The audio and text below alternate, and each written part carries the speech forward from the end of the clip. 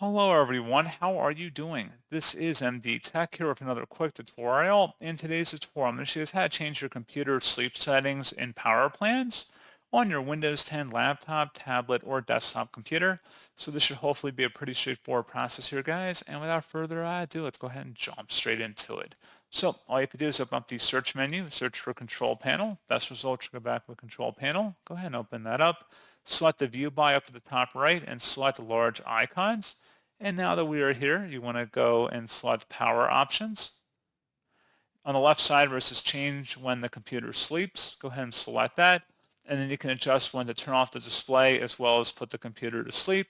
And that's pretty much it. Once you made your selection choices, you can select save changes, and that's all you have to do. So pretty straightforward process, guys. And as always, thank you for watching. I do hope that I was able to help you out, and I do look forward to catching you all in the next tutorial. Goodbye.